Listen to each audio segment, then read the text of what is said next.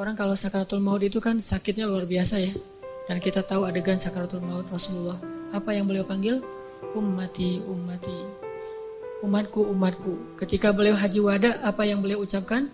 Sampaikan apa yang kalian dengar ini kepada umatku yang tidak mendengar. Kepada kaum muslimin yang tidak mendengar. Akhirnya riwayat itu sampai kepada kita. Terus mikirin kita. Hingga suatu hari Nabi lagi duduk bersama sahabat. Nabi bilang gini. Wahai para sahabat. Tahukah kalian siapa manusia yang paling dicintai oleh Allah dan aku juga mencintainya? Kata para sahabat, para nabi ya Rasul. Kata Rasul, kalau para nabi wajar dicintai oleh Allah, mereka itu adalah utusan-utusan Allah. Mereka dapat wahyu dari Allah. Mereka langsung berbicara dengan Allah seperti Musa, wajar dicintai oleh Allah. Tapi bukan itu maksud saya. Oh, kalau gitu para sahabat-sahabat Nabi seperti kami ya Rasul. Kalau kalian bertemu dengan aku, wajar jika Allah mencintai kalian. Wajar jika aku mencintai kalian karena kalian bertemu dengan aku. Dan kalian menjadi orang-orang yang langsung melihat mukjizatku. Tapi ada yang lebih dicintai oleh Allah daripada kalian. Siapa ya Rasulullah? Mereka adalah umatku yang datang setelah kalian.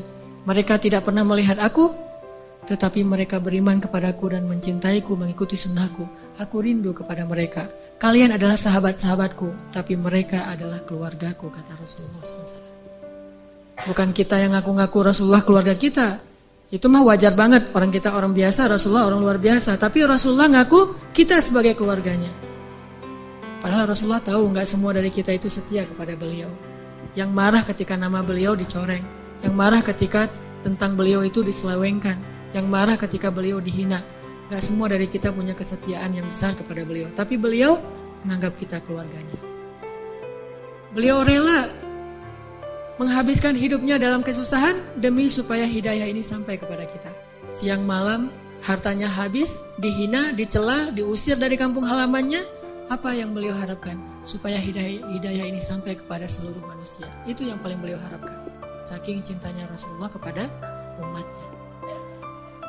Dan bahkan dengan seizin Allah, Rasulullah SAW sering berdoa untuk kita. Di antara doa-doa yang sering beliau ucapkan di malam hari ketika beliau tahajud. Beliau kalau tahajud itu bukan ngedoain diri sendiri, Allah masukkan saya ke surga. Bukan. Justru itu Allah menjaminkan itu kepada beliau karena beliau sering mendoakan kita. Semuanya didoakan di dalam sholat malamnya Rasulullah SAW. Sehingga akhirnya hidayah ini sampai kepada kita. Ada lagi kisah ketika Bilal bin Rabah. Kan Bilal tuh cinta banget sama Rasul. Setelah Rasulullah wafat, Bilal udah gak pernah lagi mau azan. Bahkan dia gak mau tinggal di kota Madinah, coba bayangin. Karena di setiap jengkal kota Madinah itu ada kenangan bersama Rasulullah. Kayak seseorang yang pindah dari sebuah kota karena pengen move on. Bilal sejak Rasulullah wafat minta izin kepada Abu Bakar. Ya Abu Bakar, izinkan saya pergi dari kota ini. Ya Bilal, kenapa? Kami membutuhkanmu di sini. Tidak, saya tidak kuat di sini. Setiap saya ngelihat Masjid Nabawi, saya teringat Rasul. Ngelihat rumah-rumah Rasul, saya teringat Rasul. Ngelihat jalan-jalan yang pernah kita lalui bersama Rasulullah, saya nggak kuat. Ya Abu Bakar, izinkan saya pergi. Akhirnya diizinkan, Bilal pergi ke Syam, Suriah.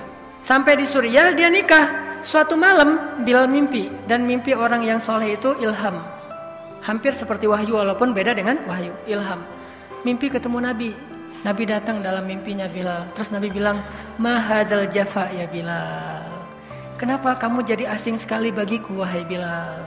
Kenapa kita jadi kayak orang asing wahai Bilal? Ma hadzal jafa ya Bilal, kata Rasulullah. Dengan wajah tersenyum. Ma hadzal jafa ya Bilal. Kenapa kita jadi orang asing wahai Bilal? Zuruna.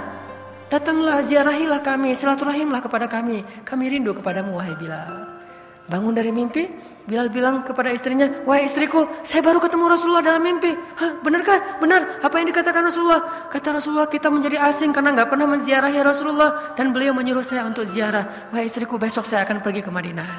Dari Suriah, dari Damaskus, pulang ke Madinah.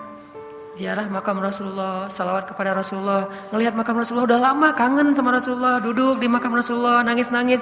Ya Rasulullah, kangen banget. Kayak Aisyah setiap hari duduk di makam Rasulullah. Aisyah tuh setiap hari loh. Asal udah pagi, yang lain pada sibuk ke pasar, dia mah ke makam suaminya. Ini gak tergantikan di hati Aisyah. Akhirnya, ketika makam Rasulullah tuh bersebelahan dengan masjid. Kalau dulu, sekarang udah masuk dalam area masjid. Abu Bakar datang, ya Bilal, alhamdulillah kamu sekarang ada di Madinah. Ya Bilal, boleh saya minta sesuatu? Kata Bilal, apa ya Abu Bakar? Sudah lama kami tidak mendengar suaramu mengumandangkan azan. Kumandangkanlah azan untuk kami. Kami rindu dengan azan darimu, wahai Bilal. Kata Bilal, saya enggak kuat ya Abu Bakar. Kenapa? Setiap kali saya menyebutkan nama asyhadu anna Muhammadar Rasulullah, saya enggak akan kuat ya Abu Bakar. Saya enggak kuat menyebutkan nama Rasulullah, saking rindunya kepada Rasulullah. Akhirnya Abu Bakar enggak putus asa, minta Umar, tolong dong paksain dikit, pakai cara kamu gitu kalau. Bilal, ada apa ya Umar? Azan dong, gitu. Gaya-gaya gitu deh. Azan dong Bilal. Umar, maaf ya, saya nggak bisa kalau azan udah nggak kuat lagi sekarang sejak Rasulullah wafat. Wah, Umar maksa-maksa juga nggak bisa. Akhirnya mereka nemu ide yang paling jitu. Undang cucunya Rasul yang nyuruh, Hasan dan Husain. Datang nih Hasan Husain. Om, kata Hasan, Husain. Kan Bilal mah om ya. Om, cucu Rasulullah. Wajahnya mirip Rasulullah, auranya tuh aura orang solih, cara jalannya kayak Rasulullah, suaranya kayak Rasulullah, akhlaknya ini cucu paling mirip dengan kakeknya. Katanya, Om, langsung Bilal kaget, teringat dengan Rasulullah. Hasan, Husain, Bilal peluk gitu. Om, azan dong Om. Aduh, gimana ya? Yang mintanya cucu Rasul, gimana ya? Azan dong Om, udah lama nih nggak dengerin azan Om, biar ingat sama kakek. Itu masalahnya Om, kalau udah ingat sama kakek kalian tuh nggak kuat. Coba dulu dong Om, ntar kita bantu deh, gitu. Akhirnya ya udah deh, kalau yang mintanya cucu Nabi kan nggak enak nih, ditolak sama kayak Nabi yang minta. Mulai nih Bilal, cek, kalau bahasa kita mah, Allahu Akbar, Allahu Akbar. Kaget satu kota Madinah coba. Dia berdiri di atas menara yang paling tinggi di Madinah. Menaranya itu rumah orang yang paling tinggi di Madinah, itu tempat dia biasa azan. Dia azan. Sejak dia ke Suriah, nggak ada lagi yang berdiri di menara itu. Tiba-tiba Bilal berdiri, Allahu Akbar, Allahu Akbar. Satu kota Madinah kaget dan berteriak, seluruh pojok kota Madinah berteriak, apakah Rasulullah sudah hidup? Apakah Rasulullah sudah kembali? Satu kota Madinah heboh. Trending topik. Wah, viral di mana-mana. Bilal azan, Rasulullah sudah hidup lagi, Rasulullah sudah dibangkitkan, Rasulullah sudah kembali kepada kita.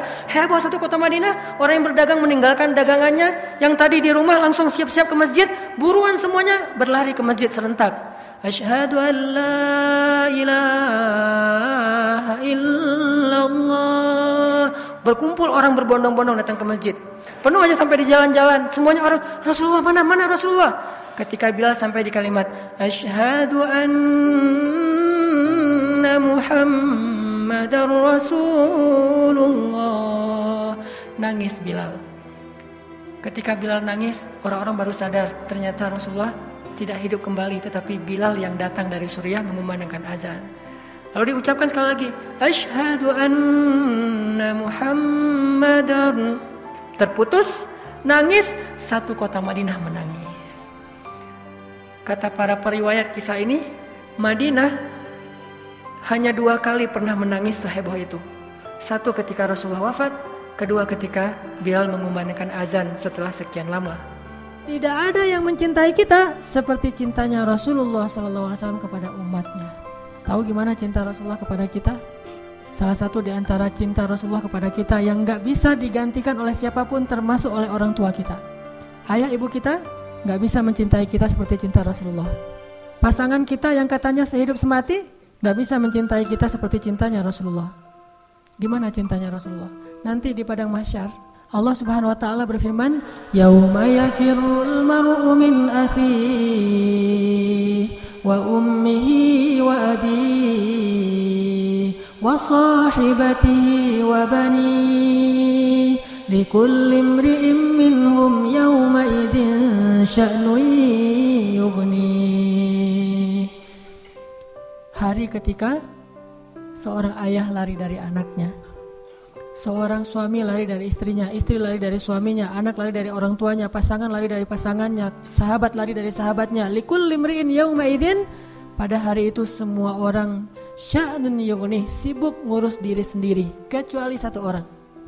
Semua orang, Nabi Adam, Nabi Nuh, Nabi semua anbiya dan semua manusia Semuanya sibuk dengan diri sendiri. Udah lupa tuh, kita dikuburin satu liang lahat dengan pasangan sejati kita, tapi pas kita bangkit kita gak akan lihat ke sebelah kanan kiri kita. Gak peduli, dia ngelihat kita, dia tahu ini suami saya nih, dia tahu ini anak saya, dia tahu ini orang tua saya, dia tahu bahwa kita adalah kekasihnya, dia tahu. Tetapi saking takutnya dia terhadap dirinya, dan saking dia mementingkan dirinya, pada hari itu dia gak peduli dengan kita. Bahkan na'udzubillah, kalau kekasihnya di sebelah diseret oleh malaikat, dia gak akan nolong. Dia yang penting selamat, saya udah selamat. Kekasihnya ya terserah. Nanti kalau dia udah beres, baru nanti dia, itu juga gak semua orang bisa seperti itu. Tapi Rasulullah satu-satunya orang yang pada hari itu yang sangat sibuk, mondar-mandir, sibuknya luar biasa, cuma satu orang, Muhammad SAW. Itu sibuk banget. Gimana sibuknya Rasulullah? Ketika lagi di padang mahsyar, Rasulullah langsung mencari mana umatku. Dia cari, siapa kamu? Umat Muhammad. Sini. Siapa kamu? Umat Muhammad. Kumpulin semuanya umatnya. Kemudian Nabi sujud kepada Allah dengan sujud yang sangat lama. Sampai Allah mengatakan, ya Muhammad, bangkitlah dari sujudmu. Sal tu'tah, minta akan saya beri. Bangkit dari sujudmu. Ya Allah, saya tidak akan bangkit dari sujud saya sebelum saya mendapatkan apa yang engkau janjikan. Wahai Muhammad, minta. Ya Allah, berikan saya kesempatan untuk memberi minum kepada umat-umat saya. Mereka kehausan, ya Allah, kasihan mereka di bawah terik matahari. Akhirnya Allah mengatakan, ya Muhammad, ini telaga Al-Kautsar, beri minum kepada umatmu. Panggil, wahai umatku. Rasulullah padahal dijamin masuk surga, surganya Firdaus. Ngapain tuh capek-capek ngurus, kita pergi aja ke surga Firdaus menikmati hidup. Tapi beliau gak rela, ditampakkan ke hadapan beliau, ini Firdaus, ini surgamu wahai Muhammad. Nabi Muhammad gak akan tersenyum sedikit pun. Beliau nanya, umatku di mana ya Allah? Ini Firdaus, umatku di mana ya Allah? Mereka di padang mahsyar, langsung balik lagi keluar dari surga coba. Keluar dari surga cari, terus memberikan minum satu persatu. Bahagia banget ketemu umatnya tuh kayak ketemu kekasih lama, kasih minum. Kasih minum. Setelah minum satu teguk kita gak akan haus lagi selama-lamanya. Setelah dikasih minum, Rasulullah SAW sujud lagi. Ya Muhammad, kenapa engkau sujud? Sujudnya lama banget sambil menangis di hadapan Allah. Ya Rabbi, ya Rabbi, ya Rabbi. Terus Allah mengatakan, bangun ya Muhammad, aku berikan apa yang kau minta. Ya Allah, selamatkanlah umatku dari sirat. Langsung Nabi meminta kepada Allah kayak gitu, kata Allah, maka tunggulah mereka di ujung sirat. Nabi menunggu kita di ujung sirat sambil mengatakan, Allahumma salim, Allahumma salim. Ya Allah selamatkan, ya Allah selamatkan. Maka yang amalnya banyak dia lewat. Ada juga yang jatuh ke dalam neraka. Rasulullah ketika tahu umatnya masih banyak yang di dalam neraka, langsung sujud lagi di hadapan Allah. Sujud yang sangat lama. Allah mengatakan, ya Muhammad, bangkitlah dari sujudmu, apa yang kau inginkan? Ya Allah, selamatkanlah seseorang dari api neraka yang di dalam hatinya ada iman walaupun sekecil biji kurma. Akhirnya kata Allah, selamatkan mereka yang ada iman sekecil biji kurma di dalam neraka. Nabi langsung pergi ke pintu neraka, mencari umatnya. Wahai malaikat, cari umat saya yang ada iman sekecil biji kurma dan selamatkan mereka. Dikeluarin. Ketika ketemu dengan Rasulullah, mereka dalam keadaan habis disiksa luar biasa. Wajah mereka, tubuh mereka rusak parah. Rasulullah melihat mereka dengan air mata, kasihan, memeluk mereka, dipersilakan masuk ke surga. Setelah selesai udah gak ada lagi malaikat, udah gak ada lagi. Balik lagi ke hadapan arasy Allah. Di bawah arasy Allah, Nabi sujud lagi yang lama. Dalam sujud lama itu kemudian Nabi menangis. Allah berkata, ya Muhammad, kenapa menangis? Ya Allah, selamatkanlah umat saya dari api neraka yang mereka di dalam hatinya ada iman sekecil biji jagung. Kata Allah, aku izinkan. Akhirnya Nabi Muhammad lari lagi ke neraka. Wahai malaikat, keluarkan yang ada iman sekecil jagung. Keluar lagi sekian ribu, sekian juta umat Nabi Muhammad. Udah selesai semua, udah gak ada sisa. Balik lagi di bawah arasy Allah. Sujud lagi yang lama, nangis lagi sepanjang waktu yang cukup lama. Sampai Allah bertanya, ya Muhammad, bangkit. Apa yang kau inginkan ya Allah? Keluarkanlah umatku yang di dalam neraka, yang di dalam hatinya ada iman sekecil biji sawi, zarrah. Kata Allah, aku izinkan. Lari lagi ke neraka, selamatin lagi.